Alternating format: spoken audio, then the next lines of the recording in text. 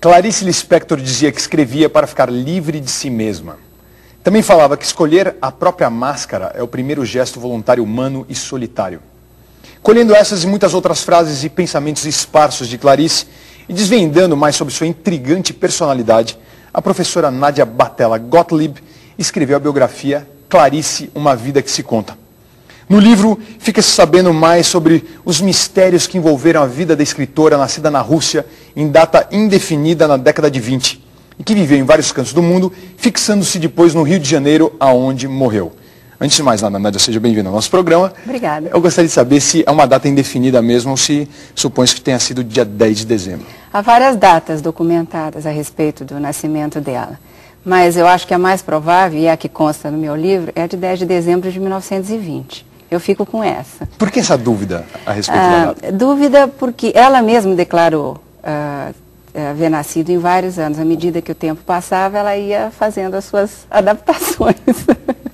E os documentos também que existem no arquivo também atestam várias. Né?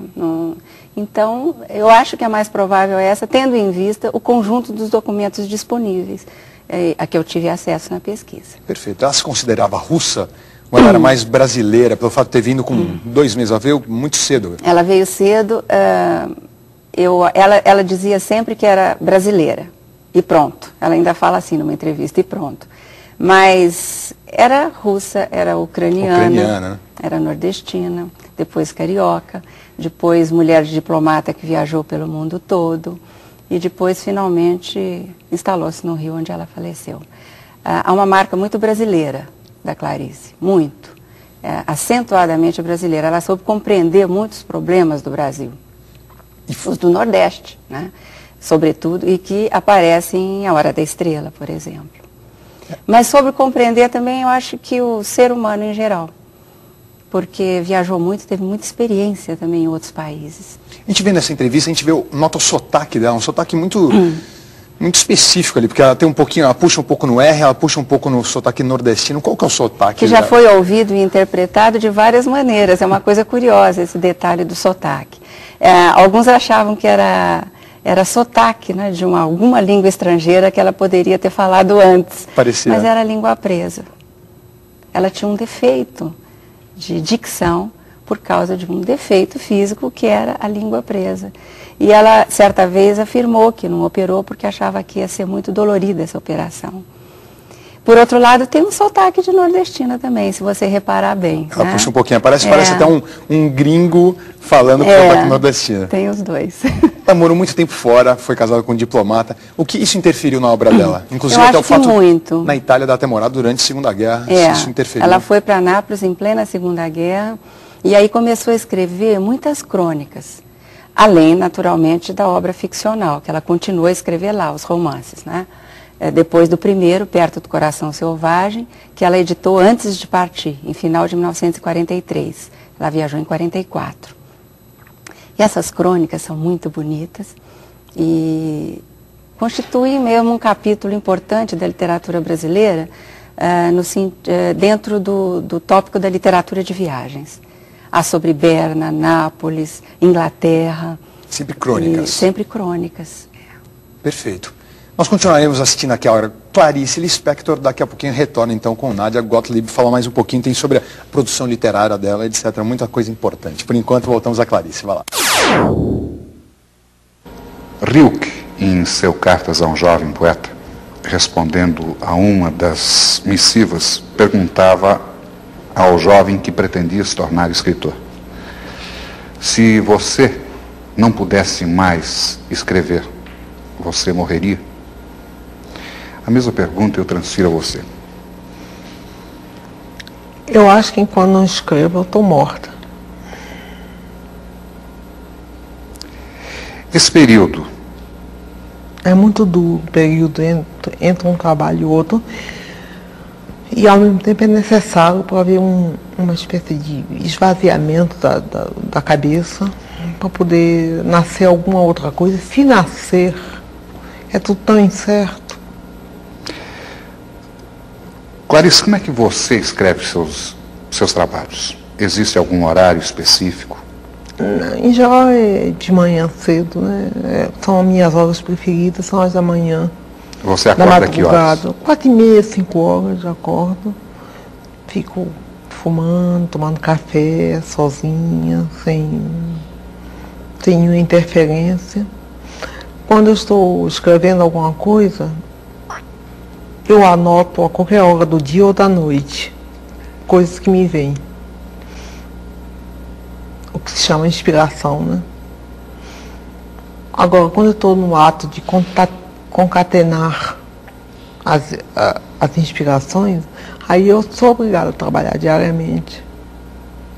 Você se considera uma escritora popular? Não. Por qual razão? Bom, me chamam até de hermética, como é que posso ser popular sendo hermética? E como você vê essa observação que nós colocamos entre aspas, hermética? Eu me compreendo. De modo que eu não sou hermética para mim. Bom, tem um conto meu que eu não compreendo muito bem. Que conto? O Ovo e a Galinha. Entre os seus diversos trabalhos, sempre existe, isso é natural, um filho predileto. Qual é aquele que você vê com maior carinho até hoje?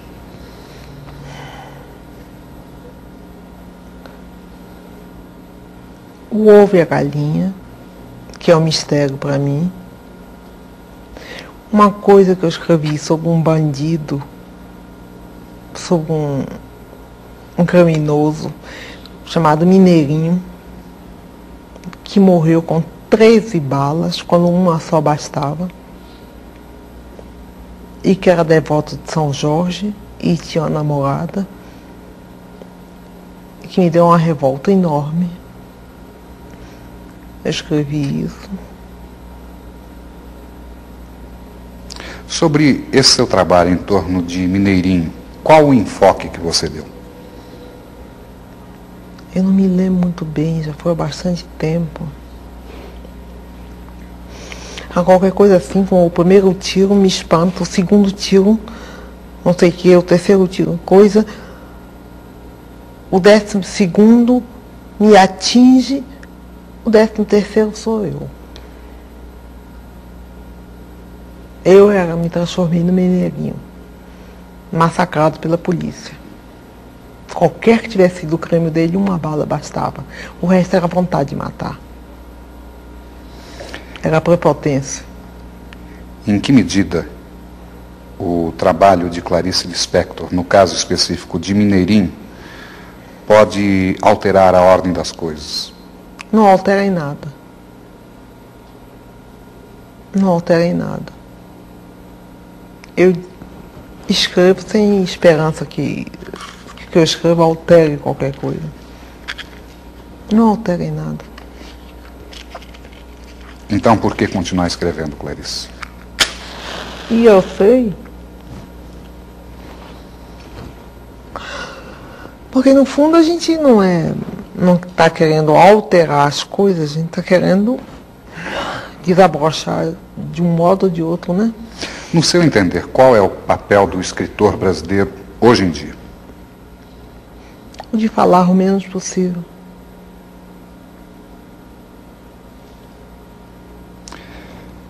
Você tem mantido contato com outros escritores brasileiros? Eventualmente. E mesmo, acredito, latino-americanos? Latino-americano. Quais aqueles que você acredita serem os mais significativos desse tempo atual? Eu prefiro não citar nomes porque eu vou esquecer alguns, vai ofender, vai ferir, assim eu não cito ninguém. Mas aquele que a toque mais de perto, que lhe diga mais intensamente. Não falar nada.